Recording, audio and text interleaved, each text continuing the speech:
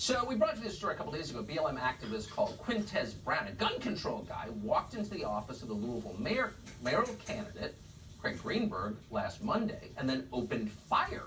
It was an assassination attempt. Here's the weird part. The gun control advocate who started shooting at people is out of jail. How did he get out of jail so fast? Well, BLM helped him crowdfund his bail on GoFundMe.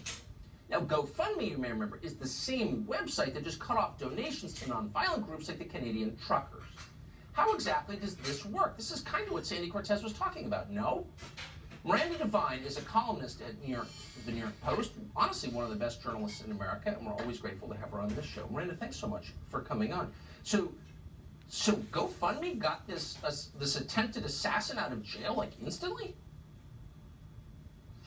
Thanks, Tucker. Yes, well, Quentis Brown's BLM comrades managed to crowdfund $100,000 to get him out of jail within 48 hours for this attempted assassination of a Jewish mayoral candidate. And of course, Quentis Brown has some sort of affiliation with anti-Semitic groups. Anyway, it's judging by his social media output. And he is a darling of the Joy Reid class. So of course he has privilege, he has BLM privilege, and he is a protected person. Whereas if you're a Canadian trucker, non-violent, don't try to kill anyone, unarmed, if you're a January 6th defendant who is non-violent, not charged with any violence, was completely unarmed and have spent more than a year in jail, then you are not eligible for GoFundMe funds, because GoFundMe deems you to be dangerous,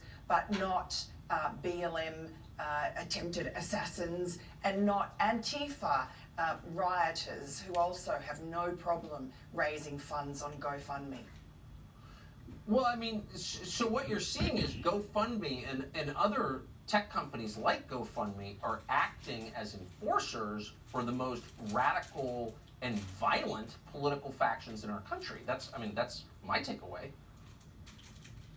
Exactly, they are enforcers of the regime, just like Facebook and Twitter censor and punish people who say things that are antithetical to the narrative that we're all supposed to go along with.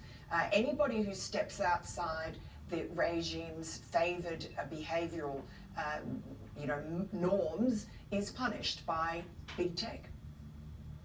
Really remarkable. And you yourself have been punished by running that amazing series of stories on Hunter Biden's laptop, which was suppressed. We appreciate your coming on tonight. And always, Miranda Devine, thanks.